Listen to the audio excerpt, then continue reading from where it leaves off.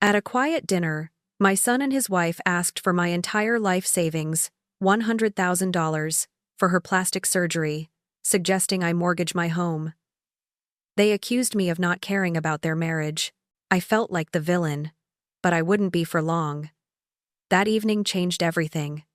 I'm excited for you to hear my full story. Please like, share, and let me know where you are listening from in the comments. The silence of the house had become Eleanor's constant companion over the past 3 years since Arthur's passing. At 64, the sprawling colonial felt far too large for just one person, its rooms echoing with memories rather than laughter. Each morning, she'd wake to a quiet that was both a comfort and a constant reminder of her solitude. She moved through her days with the practiced grace of a woman who had built a life, lost a partner, and was now meticulously preserving what remained. The garden bloomed under her diligent care, the antique furniture gleamed, and the scent of lemon polish often hung faintly in the air, a testament to her steadfast resolve. She missed Arthur terribly, a dull ache that never truly subsided, but she carried on, a quiet guardian of their shared past. Tonight, however, the silence was broken, albeit briefly. Her son, David, and his wife, Cassandra, were due for dinner. Eleanor had prepared Arthur's favorite pot roast, a dish that always brought a flicker of warmth to her heart. The doorbell chimed precisely 20 minutes late, as was Cassandra's usual custom, setting Eleanor's teeth on edge slightly. Cassandra lived by her own clock, a schedule dictated by what she deemed important, which rarely included punctuality for family meals. "Mom," David said, stepping inside with a strained smile, a tall man whose shoulders seemed to carry an invisible weight. He pecked her cheek, a quick, almost hurried gesture. Behind him, Cassandra swept in, a vision of carefully constructed elegance in a silk blouse and designer jeans, her perfectly coiffed blonde hair gleaming under the entryway lights. She offered Eleanor a tight smile that barely reached her eyes, then cast a quick, appraising glance around the familiar, pristine living room. Dinner was a polite affair, strained by Cassandra's presence. She picked at the tender pot roast, pushing chunks of carrots and potatoes around her plate with a silver fork. "It's good, Eleanor," she said, her voice laced with a subtle critique. "Just a tad. Salty. Wouldn't you say, David?" David merely grunted in agreement, staring blankly at his plate, seemingly miles away. He often seemed distracted lately, lost in a world Eleanor couldn't quite access. Eleanor bit back the urge to defend her seasoning, instead offering them more wine, which Cassandra accepted with a languid nod.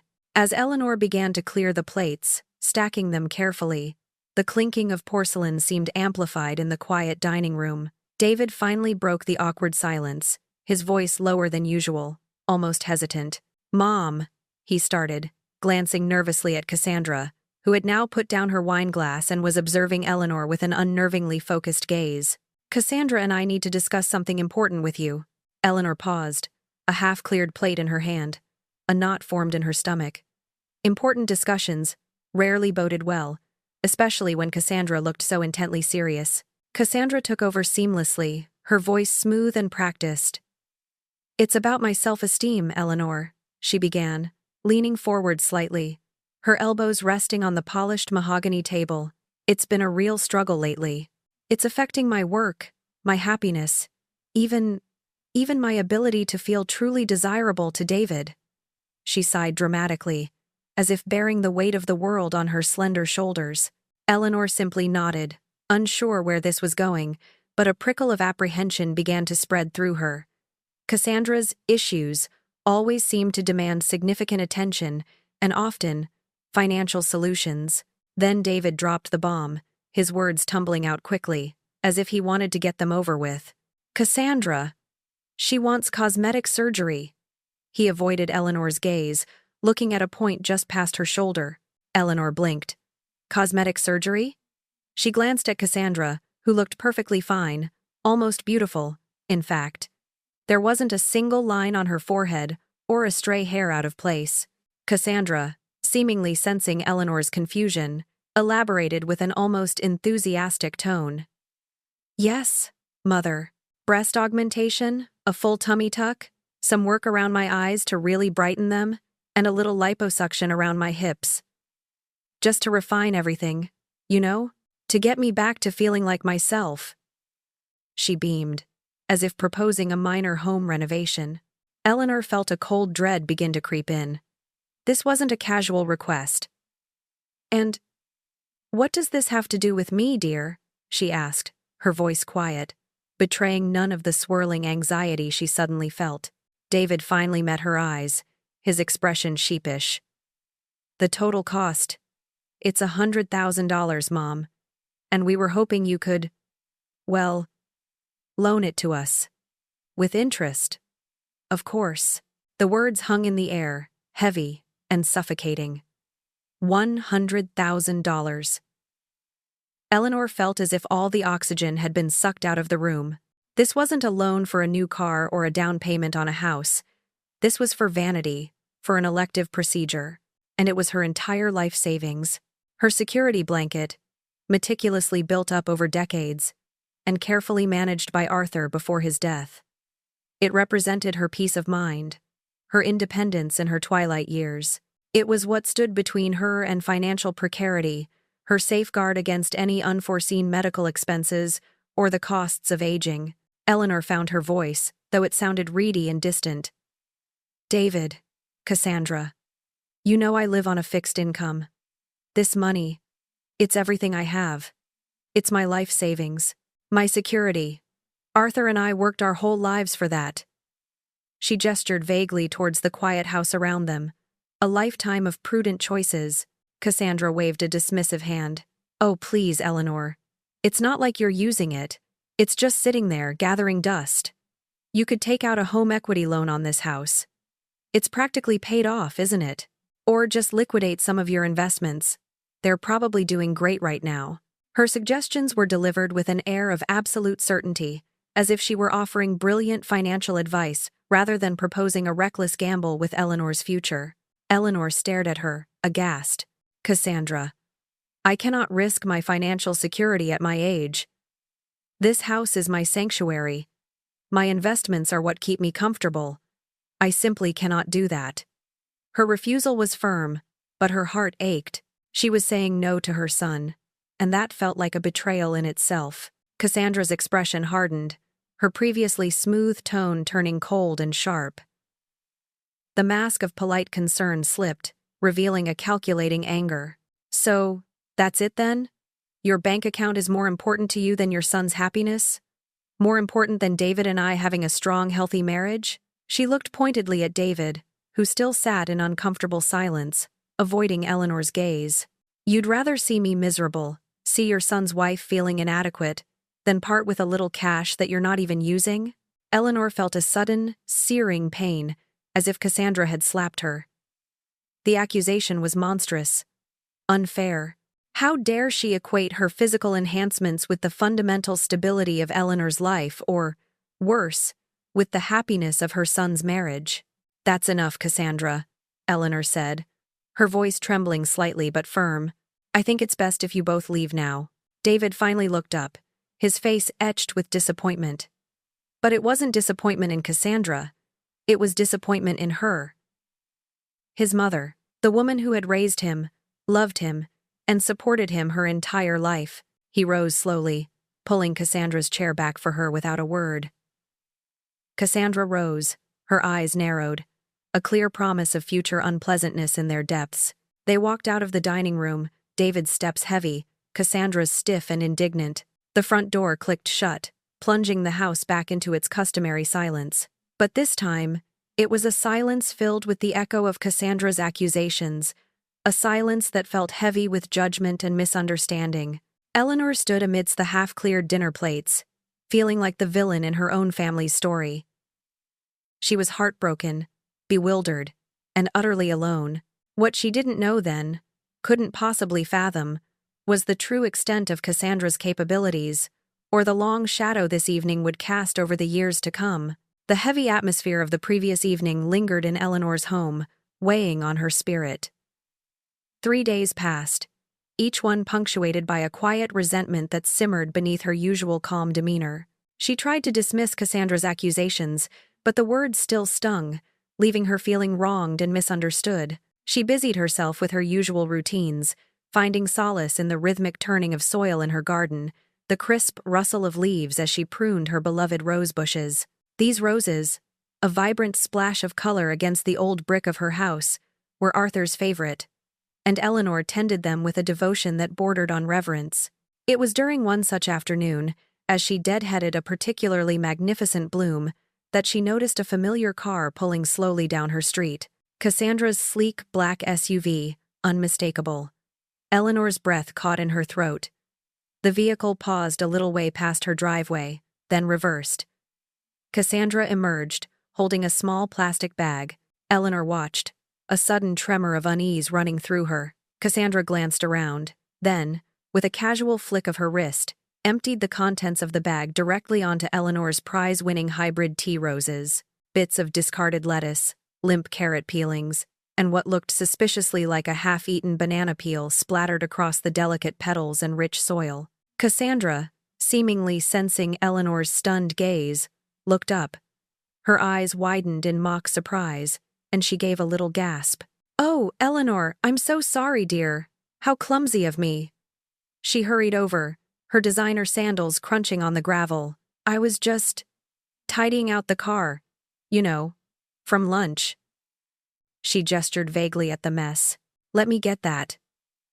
But before Eleanor could respond, Cassandra had already bent down, scooped up a few larger pieces with a tissue, and tossed them back into the bag, which she then promptly deposited into Eleanor's recycling bin before driving off with a wave. Eleanor stood there, staring at the scattered debris on her precious roses, a bitter taste in her mouth. Clumsy?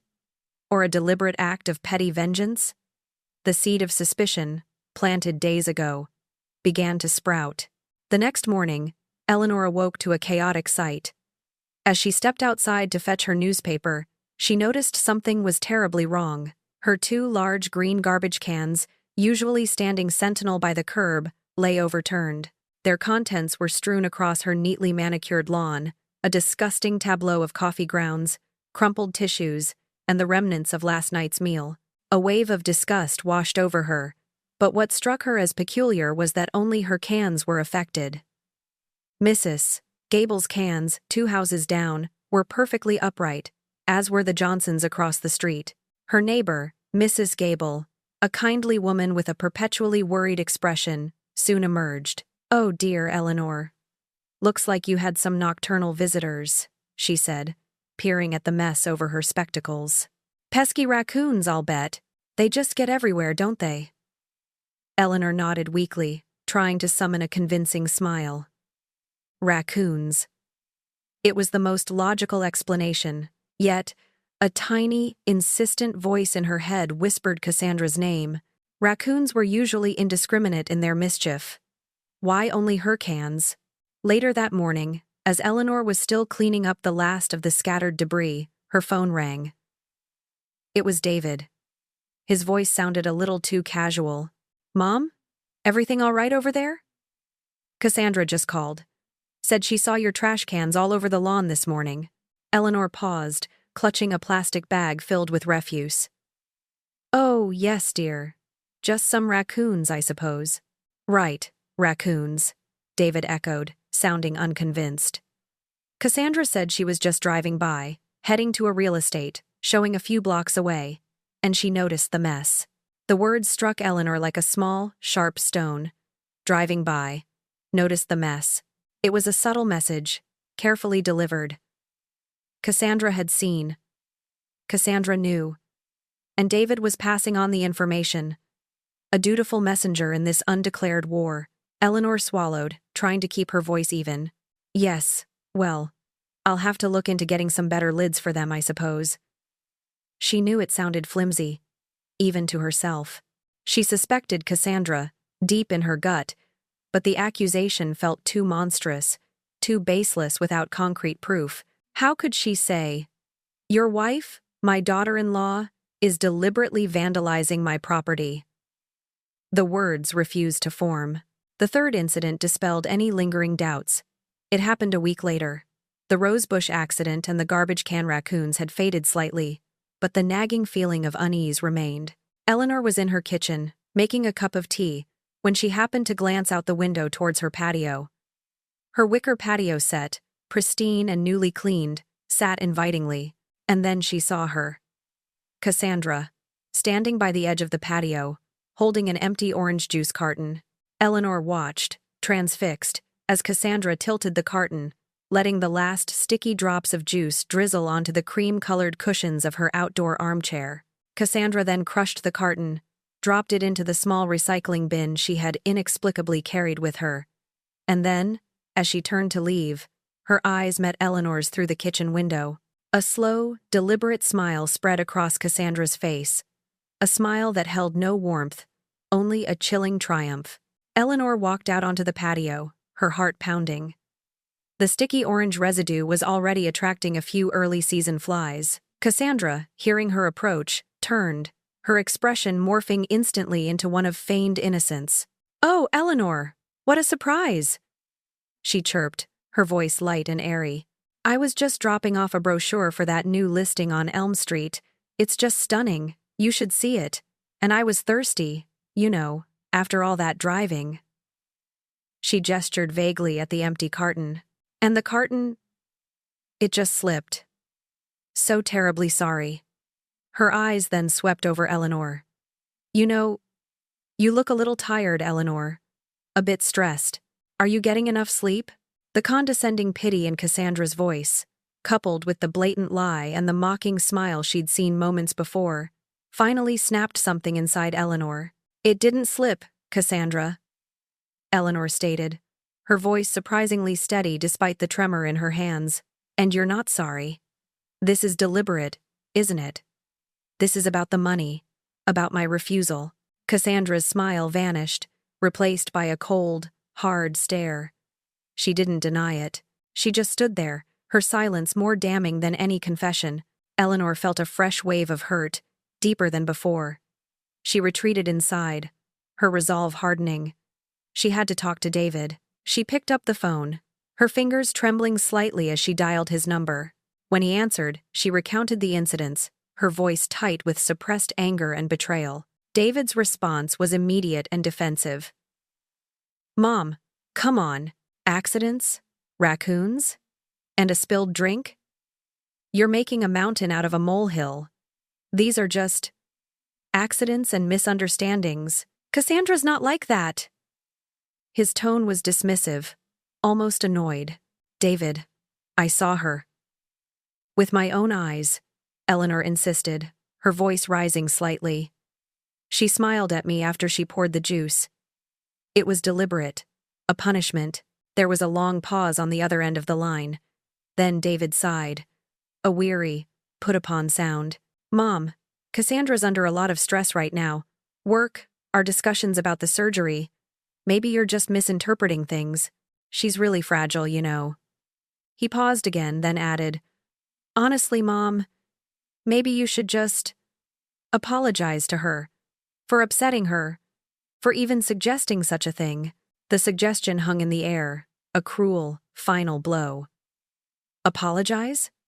To Cassandra? For being the victim of her calculated cruelty? Eleanor felt a profound sense of isolation wash over her. Her own son, dismissing her pain, blaming her, and siding with his manipulative wife. She hung up the phone, the receiver feeling impossibly heavy in her hand. A crushing weight settled on her chest, leaving her utterly defeated. She was alone, truly alone, facing an adversary she now knew to be both petty and relentless, and without the support of the one person she thought she could always count on. The 2 weeks that followed were a descent into a petty, insidious campaign of psychological warfare. Cassandra's harassment, rather than tapering off, escalated with a chilling audacity that left Eleanor feeling constantly on edge. The initial incidents had been irritating, but now they felt deliberately designed to disrupt her peace and wear down her resolve. First, it was her garden.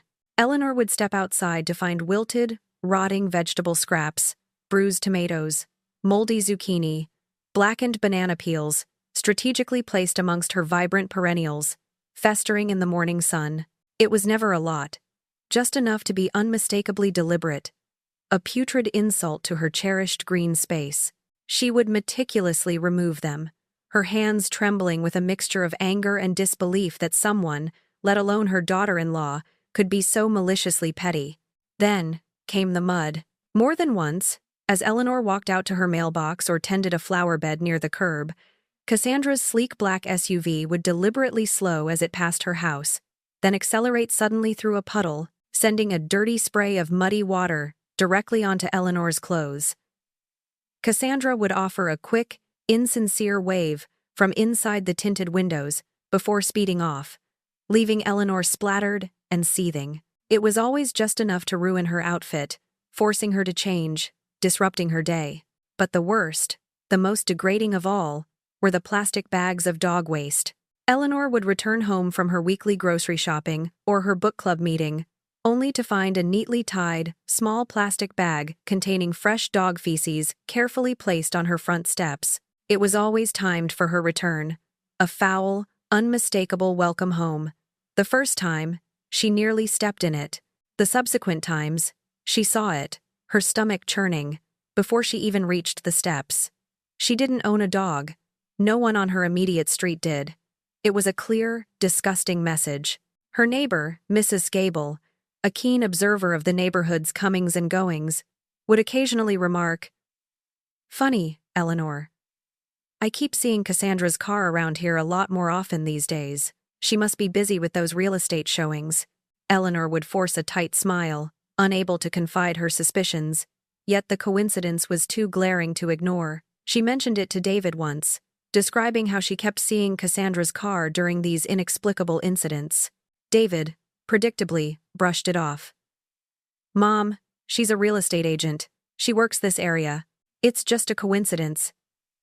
His unwavering defense of Cassandra, coupled with his persistent dismissal of Eleanor's concerns, only deepened Eleanor's sense of isolation. It was then that a new resolve began to stir within Eleanor. She realized that relying on David was futile. He was either blind, complicit, or simply unwilling to confront his wife's true nature. She decided to fight this battle on her own terms. The meticulous homemaker in her, the woman who kept detailed records of everything from garden expenses to utility bills, emerged. She bought a small, discreet notebook and began to document every incident: dates, times, a brief description of the offense. She started carrying her phone with her, using its camera to photograph the rotting vegetables, the mud splashes, the repulsive bags on her steps. She created a small, discreet folder, labeled simply, "Incidents," and kept it hidden in her study. This wasn't just about self-preservation anymore. It was about building a case. The breaking point arrived on a peaceful Sunday morning. Eleanor had just finished her breakfast, a quiet ritual before heading to church. She glanced out the window, expecting to see the usual serene tableau of her quiet street, but what she saw instead made her gasp. Her beloved silver sedan, usually gleaming under the morning sun, was grotesquely disfigured. It was covered, absolutely slathered, in a thick, sticky white substance that glistened under a dusting of flour. Egg whites, she realized with a jolt of horror. Someone had thrown dozens of raw eggs at her car, then coated it in flour, creating a gruesome, caked-on mess. Her heart pounded with a mix of fury and disbelief. This wasn't petty vandalism. This was a deliberate act of malice. As she approached the car, a sick feeling rising in her stomach, she saw a small, folded note tucked under the windshield wiper blade. Her hands trembled as she pulled it free. The elegant script, unmistakably Cassandra's, read, "So sorry about the baking accident. Hope this doesn't inconvenience you. Zoxo NM. NM." Naughty mother. The cruel, taunting nickname Eleanor remembered Cassandra using during their last confrontation, a dismissive jab meant to belittle her refusal. The sheer audacity, the thinly veiled contempt, the mocking apology for a baking accident that was clearly an intentional act of destruction. It was all too much. Standing there, amidst the eggy, floury ruins of her car, Eleanor finally understood. This wasn't just about the $100,000. This was about power. Cassandra was asserting her dominance, disrupting Eleanor's life, and teaching her a lesson for daring to defy her. The insults, the deliberate inconveniences, the calculated humiliation. They were all designed to make Eleanor feel powerless, defeated, and ashamed. But instead of breaking her, the baking accident ignited something deep within Eleanor. The initial shock gave way to a cold, unwavering resolve. She remembered Arthur's words, often spoken during their marriage, whenever she faced a challenge. "Eleanor," he'd say with a fond smile, "you have a spine of steel, my dear. Don't ever forget that." For years, that steel had been sheathed, softened by the comforts of a happy life and the demands of being a loving wife and mother. But now, it was time to uncover it. Eleanor took a deep, steadying breath. She marched back into the house, grabbed her phone, and returned to her car. Methodically, she photographed every angle of the damage, zooming in on the caked-on flour and the sticky egg whites. Then, with a fierce determination she hadn't felt in years, she went to the garage, pulled out her car washing supplies, and began the arduous task of cleaning the mess. As she scrubbed, a quiet revolution bloomed in her heart. Later, sitting in her study, her folder of incidents spread before her, Eleanor reviewed every date, every photo, every careful notation. The petty acts, the calculated insults, the mounting evidence. She was no longer just a victim. She was an observer, a documentarian, and now, a strategist. The feeling of isolation, though still present, was overshadowed by a burgeoning sense of purpose. She would fight back. This was no longer just about Cassandra's cruelty. It was about Eleanor reclaiming her dignity, her peace, and her life. And she would do it with the precise, methodical determination that had always defined her. The morning after the egging incident, Eleanor felt a quiet resolve solidify within her. She called her part-time job at the local bookstore, feigning a sudden stomach ailment. "I won't be in today, Mrs. Henderson." The lie felt justified. She was embarking on a mission far more urgent than shelving novels. Her destination wasn't home, however, but the hushed, cavernous expanse of the public library. She needed anonymity, high-speed internet, and access to resources she didn't have at home. This was no longer about defending herself against petty vandalism. It was about understanding the enemy. Seated at a quiet computer terminal in a secluded corner, Eleanor began her deep dive into Cassandra's life. She started with social media, a platform she usually viewed with mild disdain. Cassandra's public profiles, brimming with carefully curated images, painted a picture of unbridled extravagance. There were photos of designer handbags artfully displayed, expensive meals at upscale restaurants, and sun-drenched snapshots from luxury resorts and exotic locales. Every post exuded an air of effortless wealth and carefree indulgence. It was a stark contrast to the self-esteem issues Cassandra had claimed were holding her back. The irony wasn't lost on Eleanor. Next, Eleanor ventured into a more treacherous territory: David's financial life. Years ago, during a period when David was struggling to manage his student loans, Eleanor had helped him set up an online account to monitor his credit. She still remembered his old login details, a simple password he hadn't thought to change. With a deep breath and a quiet prayer that she wasn't crossing an irreversible line, she typed in the credentials. The screen loaded, and what unfurled before her eyes sent a chill down her spine. David's credit report was a financial disaster zone. 3 credit cards were maxed out, their limits pushed to the brink. 2 personal loans, with high interest rates, showed recent activity. There were multiple late payments on his car loan, a vehicle Eleanor knew he relied on for his sales job. But the most alarming discovery was the presence of 2 additional credit cards, opened in David's name, but with spending patterns that screamed Cassandra. These cards, clearly obtained without his knowledge or consent, held nearly $30,000 in accumulating debt. The spending was on high-end fashion, spa treatments, and lavish gifts, expenditures entirely out of character for David, a man notoriously frugal by nature.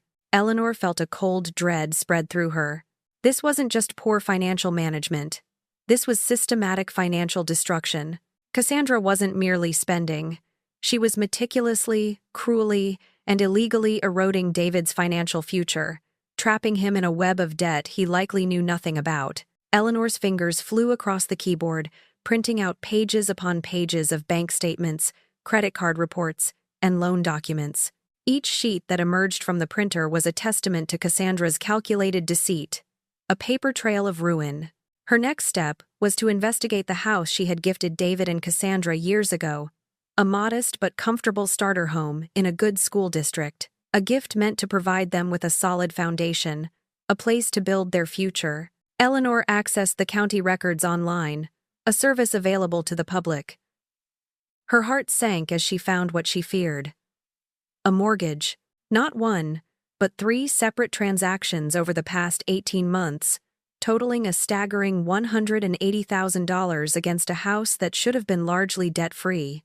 The stated purposes for these loans were vague: home improvements, debt consolidation, and, most ominously, investment opportunity.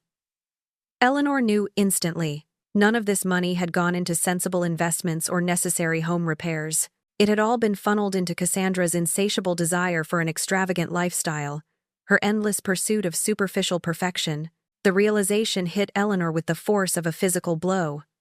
The $100,000 for plastic surgery was not a desperate plea from a struggling woman with self-esteem issues. It was a mere fraction of a much larger, ongoing financial drain, a symptom of an addiction to spending that had already plunged her son into an abyss of debt. Cassandra wasn't just manipulating David. She was actively, methodically, ruining him. Eleanor took a short break, the weight of her discoveries pressing down on her. She bought a cup of weak coffee from the library cafe, her mind reeling. But her mission wasn't complete. There was one more avenue to explore. She remembered David mentioning Cassandra's mother had some financial troubles in the past. With a renewed sense of purpose, Eleanor searched for public bankruptcy filings. Bingo! Cassandra's mother's name appeared in the search results, a detailed bankruptcy petition from 5 years prior. As Eleanor delved into the documents, a chilling pattern emerged. The mother, like Cassandra, had a history of overspending, defaulting on loans, and leaving a trail of unpaid debts. There were specific mentions of unpaid loans to family members, a detail that sent a shiver down Eleanor's spine. It was a generational pattern, a learned behavior of manipulation and financial irresponsibility. Cassandra wasn't just impulsive. She was following a blueprint, a legacy of financial devastation. By the time the library announced its closing for the day, Eleanor had accumulated a thick, damning file. It contained Cassandra's glossy social media images of luxury juxtaposed with David's bleak credit report, the mortgage documents against their gifted home, and the unsettling details of Cassandra's mother's bankruptcy. She held in her hands irrefutable proof of Cassandra's financial destruction, her manipulative tactics, and her complete disregard for David's well-being. The initial shock and hurt had transformed into a cold, fierce anger. She now had the evidence, the ammunition, and a clear understanding of the true enemy. This was no longer just about getting back at Cassandra. It was about protecting her son, even if he couldn't see the danger himself. Eleanor walked out of the library into the twilight, the heavy folder clutched tightly to her chest, the weight of it a tangible symbol of the battle that lay ahead. Eleanor pulled into her driveway, the heavy folder of documents resting on the passenger seat like a loaded weapon. The house was dark, but as her headlights swept across the parked cars, she saw David. He was slumped against the hood of his sedan, looking utterly spent, his shoulders hunched, his face pale in the dim light. A wave of both concern and weary resignation washed over Eleanor. As she stepped out of her car, his movements sluggish. "Mom," he said, his voice raspy, "we need to talk about this situation with Cassandra." He gestured vaguely between her house and his own. Eleanor merely nodded, her expression unreadable. She walked past him, opened her front door, and beckoned him inside without a word. The silence of the house felt particularly heavy, amplifying the tension between them. Once they were seated in the living room, David began, sounding rehearsed. "Cassandra's really upset, Mom. About your coldness, your accusations. She says you're making things up, that you're being unfair. This whole thing with the surgery, it's just made her so stressed. And you refusing to help." Eleanor listened patiently, letting him finish. When he finally fell silent, She looked at him, her gaze steady and unwavering. "David," she began, her voice calm, devoid of accusation.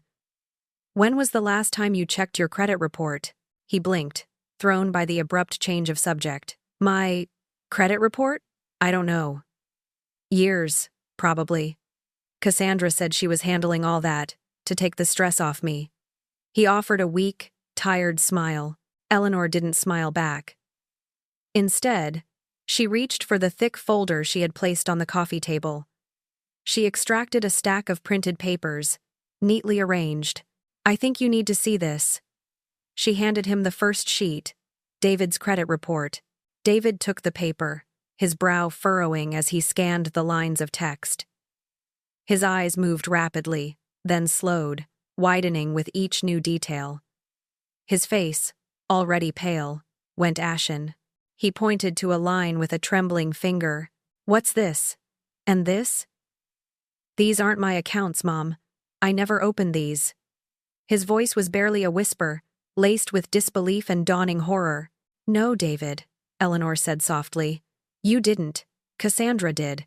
She opened 2 credit cards in your name. I found proof that the statements were being sent to her office, or a P.O. box you don't know about." The paper slipped from David's suddenly nerveless fingers. He stumbled backward, collapsing against the arm of the sofa, as if the very air had been knocked out of him. She told me she was handling our finances," he repeated, his voice hollow. "To take stress off me. She said she was consolidating everything, making it easier." He ran a hand through his hair, his eyes glazed with shock. "I trusted her." Eleanor then presented the next set of documents, the county records detailing the mortgage loans taken out against the house she had gifted them. She pointed to the staggering figure, $180,000. "This is the debt on the house, David. Our house. The one I gave you, free and clear, so you'd have a head start." Well, David stared at the papers, then at his mother, his eyes pleading for an explanation. "But where did it go? We haven't done any major renovations. We haven't bought anything significant." He looked utterly bewildered, lost. Eleanor reached for the final set of papers, a collection of glossy, vibrant images printed from Instagram. "This is where it went, David." She fanned them out on the coffee table.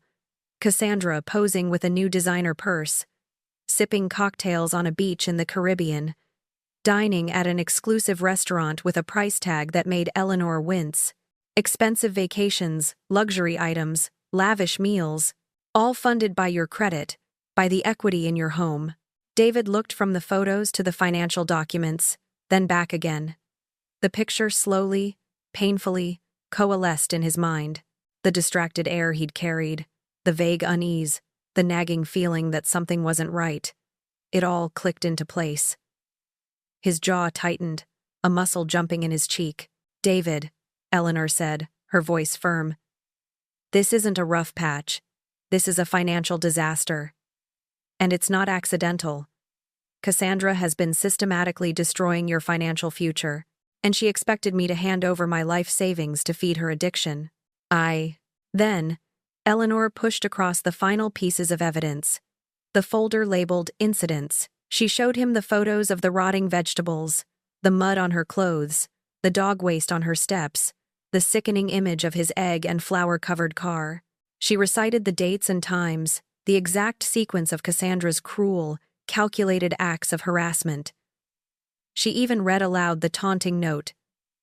"Zoxo NM." David looked at the photographs, his eyes scanning the timeline, and a profound clarity dawned on him. The cloud that had obscured his judgment, the trust he had so blindly placed in his wife, shattered into a million pieces. The casual dismissals he had offered his mother, the flimsy excuses, the rationalizations, they all evaporated in the face of this undeniable evidence. His face crumpled. "Mom," he choked out, his voice thick with emotion, tears welling in his eyes. I didn't know. I swear. I had no idea. How could I have been so blind? So stupid." He covered his face with his hands, his body racked with silent sobs. I am so sorry, Mom. For everything. For not believing you.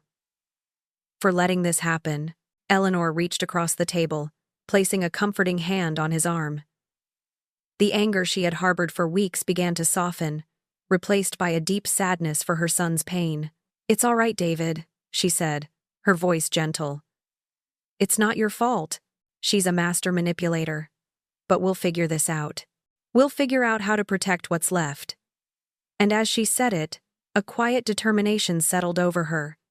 She would protect her son, and in doing so, she would execute her own meticulously planned move. Later that night, after a long, tearful discussion, David, still reeling from the shock, packed a small bag. He could no longer bear to be in the same house as Cassandra.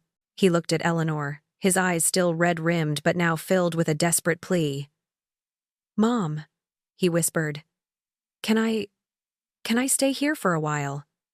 I just need to think, to breathe."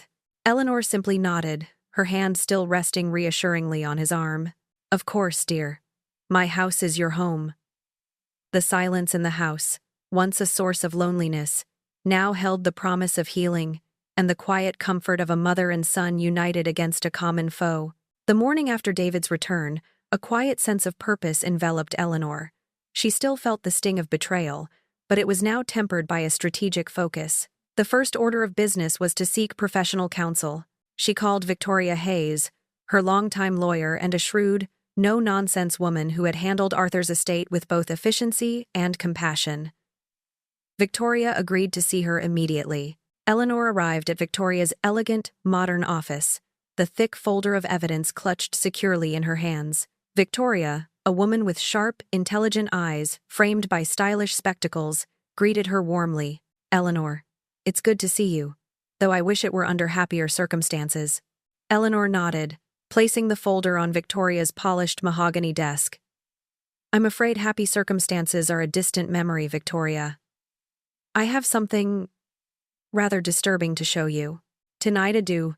Victoria opened the folder, her expression shifting from polite concern to focused gravity as she examined its contents. She meticulously reviewed the pages: David's credit reports, the mortgage documents, the printed Instagram photos, Eleanor's detailed timeline of harassment, and the damning pictures of her egged car.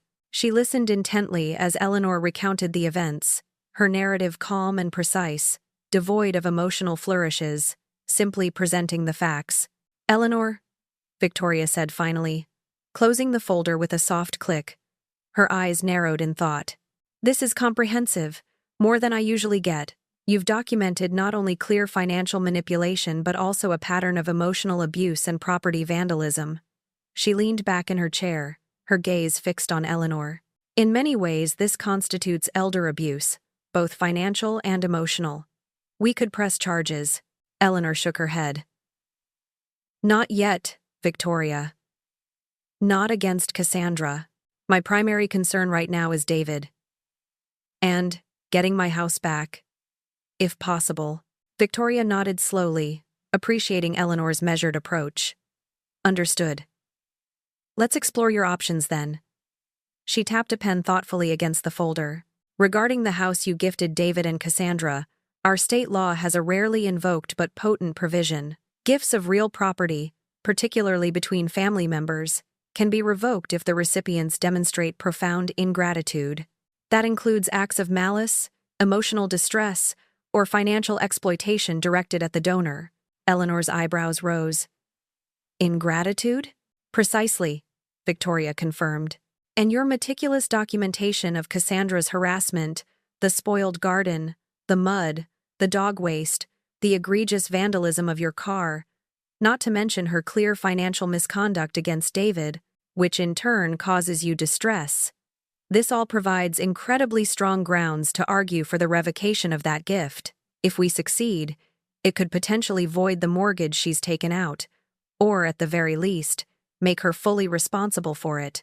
The banks would likely pursue her, not you or David, as the primary debtor once the fraudulent nature of her actions comes to light." Eleanor felt a glimmer of hope. This was far more impactful than she had dared to imagine. Now, about David's situation, Victoria continued, her voice turning grave. Opening credit accounts in someone else's name, even a spouse, without their knowledge or consent, is identity theft. That's a federal crime, Eleanor. A serious one. Eleanor flinched.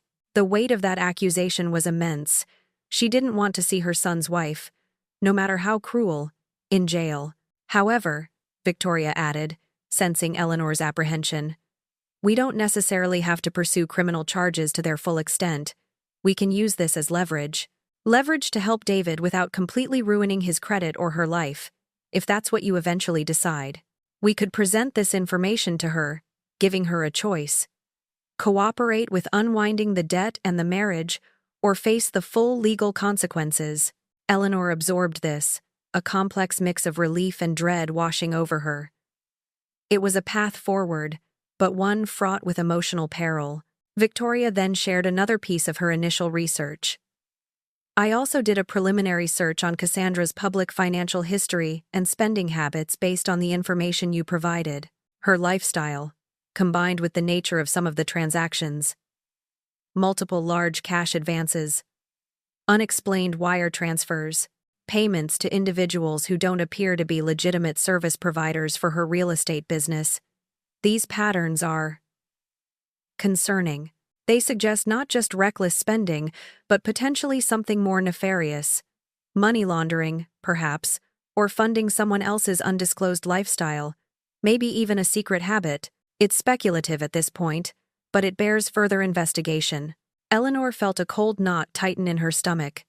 Cassandra's depravity seemed to know no bounds.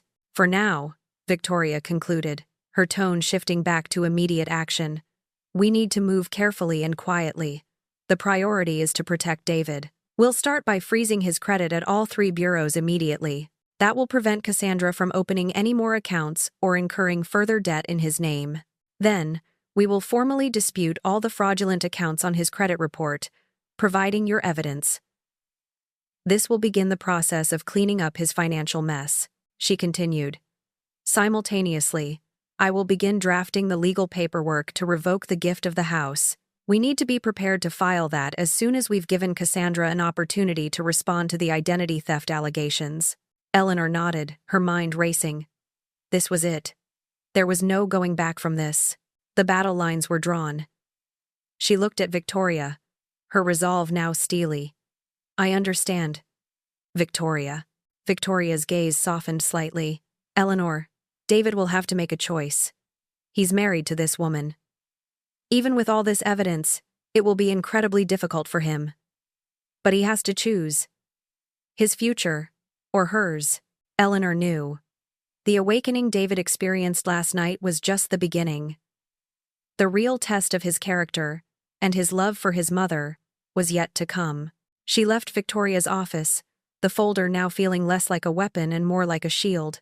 Days later, the call from Victoria came, precisely as Eleanor was preparing a pot of tea. Eleanor.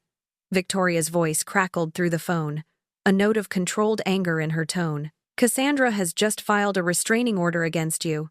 Eleanor felt a cold knot tighten in her stomach, though not of fear. What are her claims?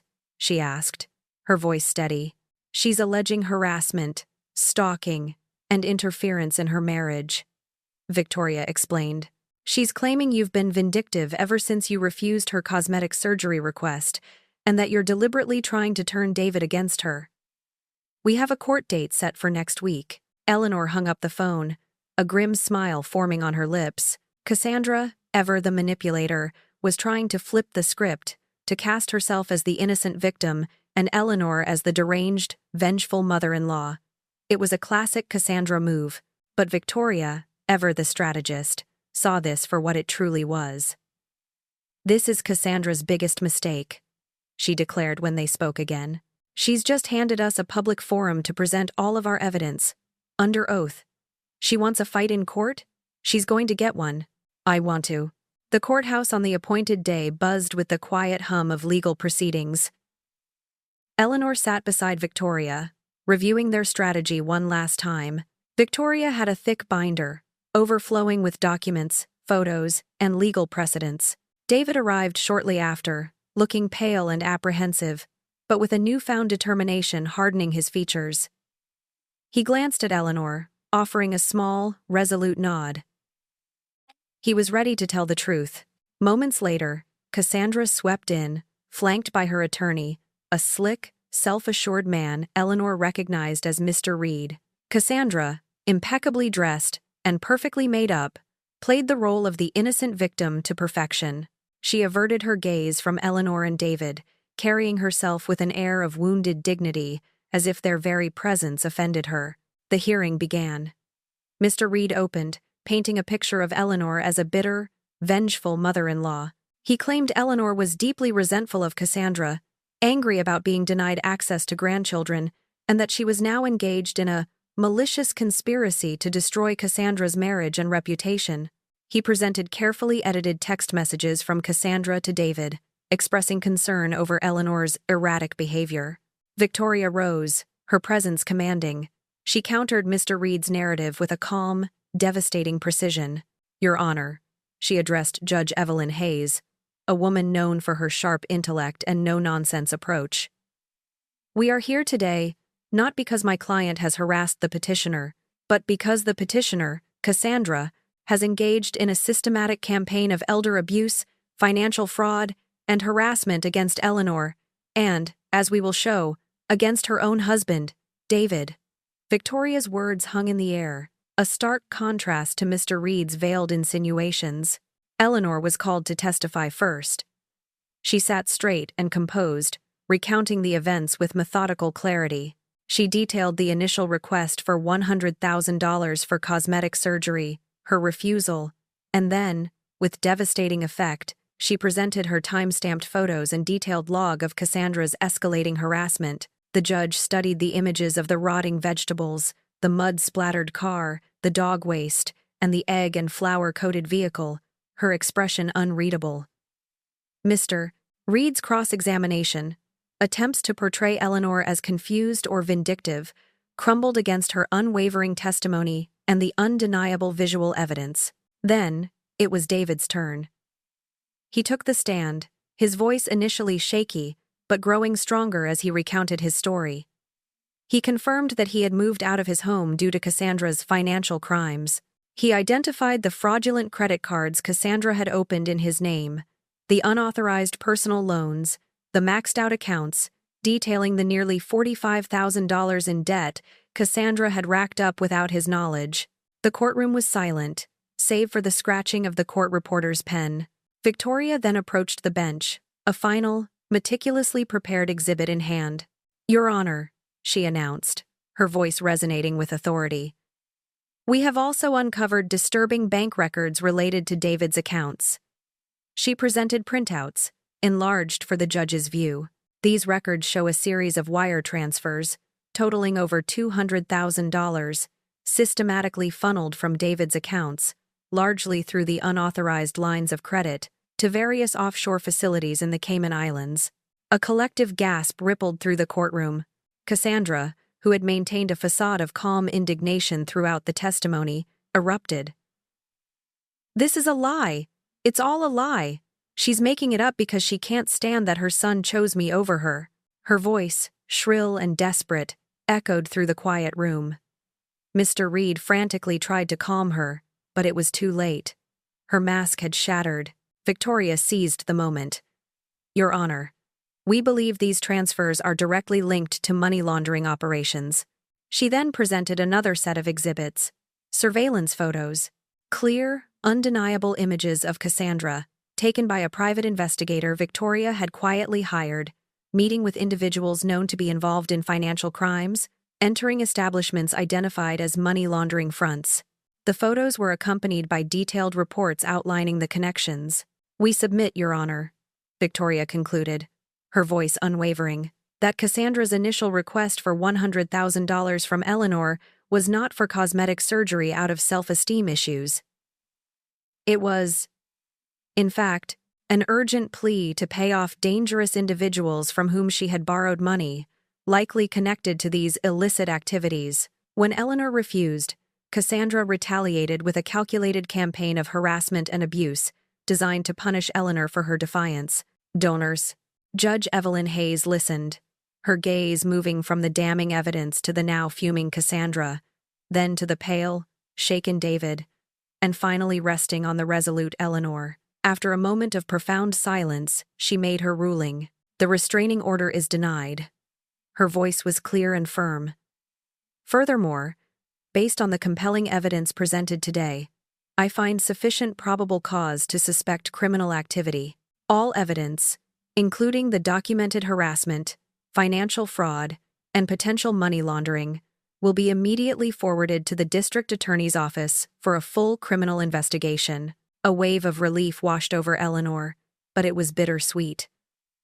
Justice was beginning to unfold, but the cost to her family, particularly to David, was immeasurable. The battle was far from over, but the first decisive blow had been struck. The aftermath of the courtroom showdown was a chaotic scene. As Eleanor and David exited the courtroom, a distraught Cassandra, her perfectly composed facade completely shattered, launched herself at David. Her face was streaked with tears, her voice hoarse. "David, please, you know I love you. All of this, it's a misunderstanding. Don't let her ruin us. Our love was real, David. It was real." She clutched at his arm, her desperation palpable. David, however, remained unmoved. The shock and betrayal had solidified into a cold, hard anger. He gently but firmly detached her hand. His voice, though quiet, cut through her hysteria like a surgeon's scalpel. "I don't know who you are, Cassandra. Our entire life together was built on lies. You stole from me. You risked my future. You abused my mother. You opened credit cards in my name, took out mortgages on our home without my knowledge. You harassed my mother, the woman who gave us that house, the woman who loved and trusted me." He shook his head, his eyes devoid of emotion. "There's nothing left. Cassandra, it was never real." He turned his back on her, leaving her sobbing as Mr. Reed tried to pull her away. That evening, David stayed with Eleanor, the familiar comfort of his childhood home a balm to his shattered nerves. He sat at the kitchen table, nursing a cup of tea, and began to confide in his mother, detailing the insidious ways Cassandra had manipulated him.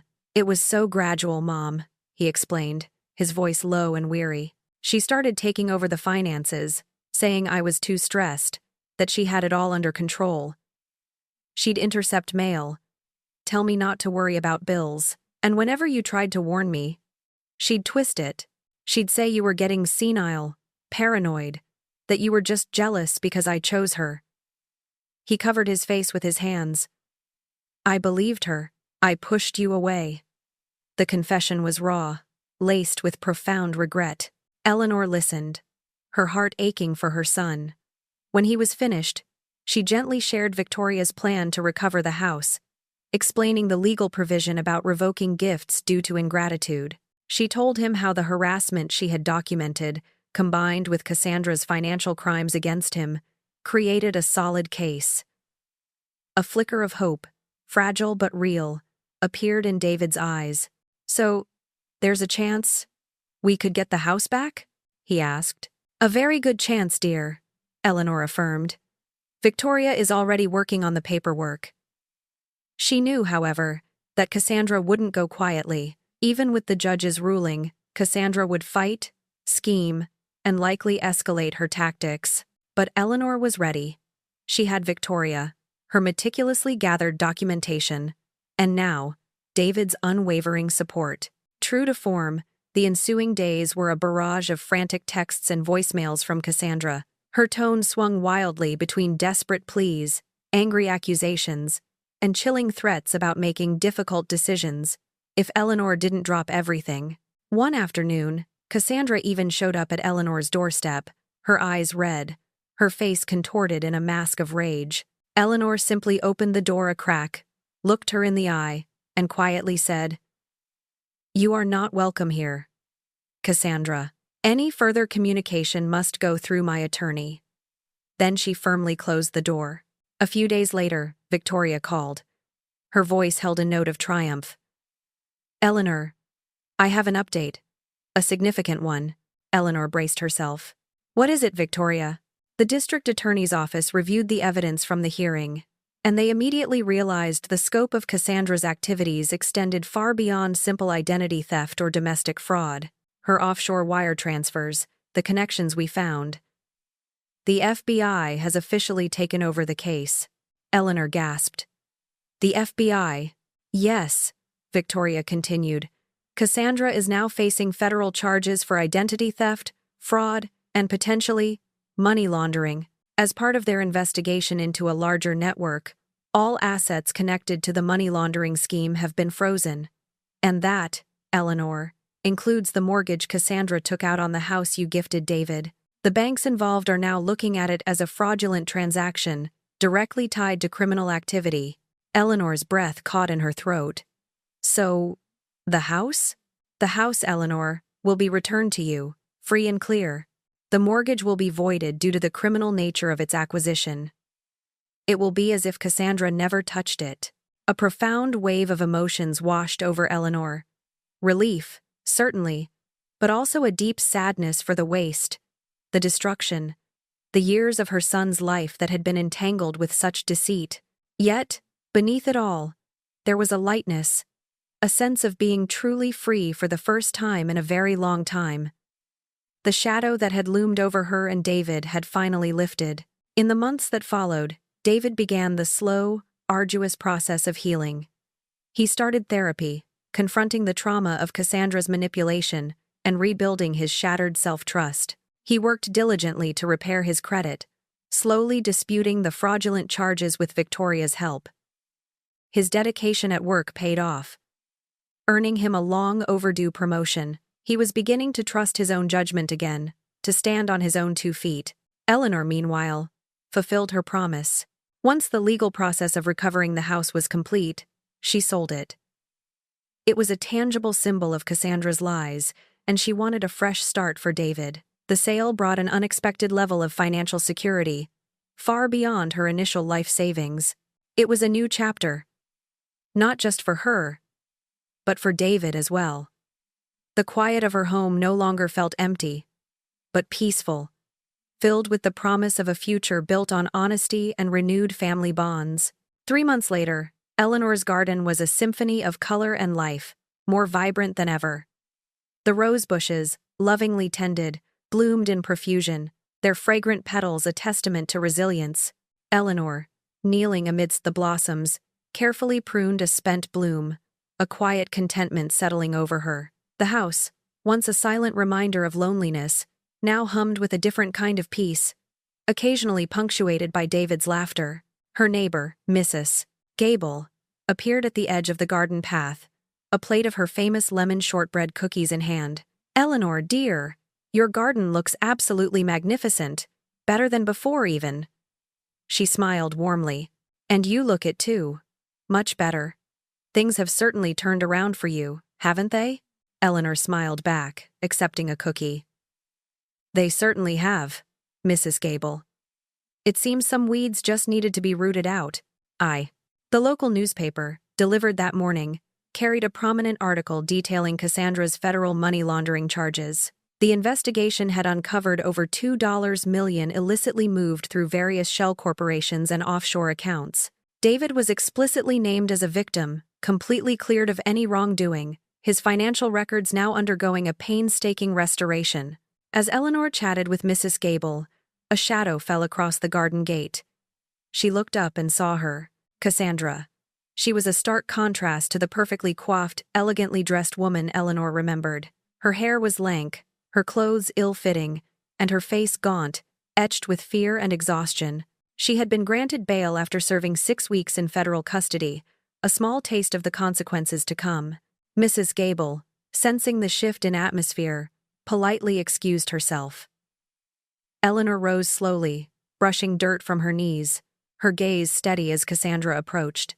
"Eleanor," Cassandra whispered, her voice hoarse, her eyes wide and haunted. I came to apologize. I know it's not enough. I know I destroyed everything good in my life because I don't even recognize the person I became." Eleanor looked at her, a profound sadness in her heart, but no anger. You didn't turn into someone you don't recognize, Cassandra, she stated quietly.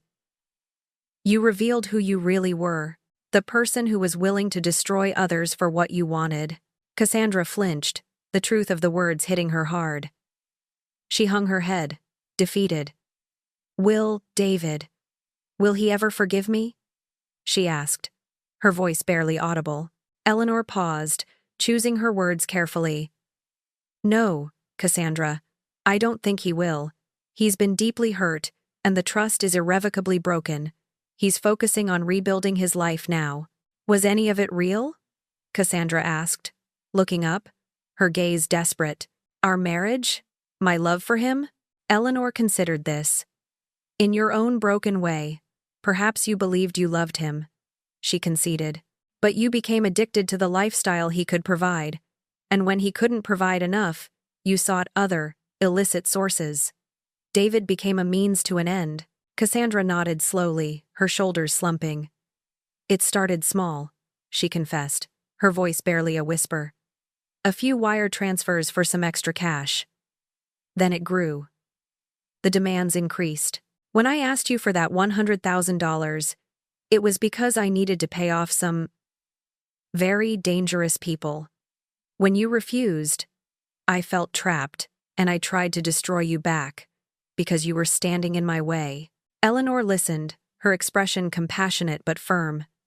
The confession, stripped of its previous self-pitying theatrics, held a painful ring of truth. When Cassandra fell silent, Eleanor reached into her pocket. She pulled out a crisp, white cashier's check. This is for you, Cassandra. It's not work. Cassandra's eyes widened, a flicker of her old avarice crossing her face. She reached for it. No, Eleanor said, gently pulling it back slightly. This isn't for you, personally.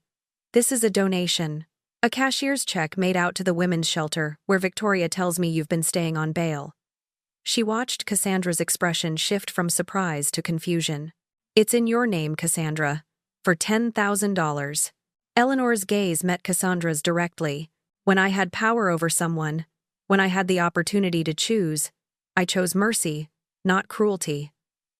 When you had power over me, you chose cruelty, not mercy. She held out the check.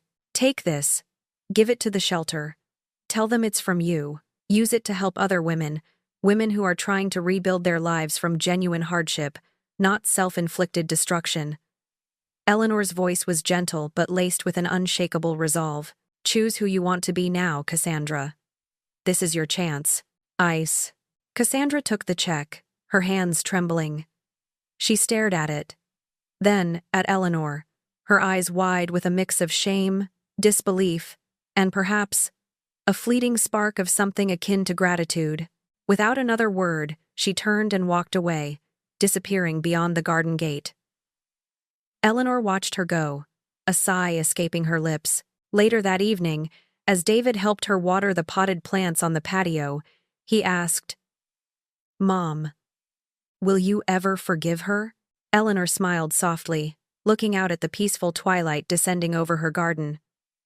Forgiveness isn't something you give to other people, honey, she responded, her voice full of a hard-won wisdom. It's something you give to yourself. I've already forgiven her, not because she deserves it, but because carrying that anger, that bitterness, was making my life smaller. It was holding me hostage, and I refused to be held hostage by anyone ever again. Eleanor found an unshakable peace in her restored home, her thriving garden, and the slow, steady healing of her son. The ordeal had been devastating, but it had also revealed a strength within her she hadn't known she possessed. Her quiet strength, her meticulousness, and her unwavering resolve had ultimately proven far more powerful than Cassandra's elaborate web of manipulation and deceit. She had reclaimed her life, defended her family, and in doing so, found a deeper, more profound sense of self.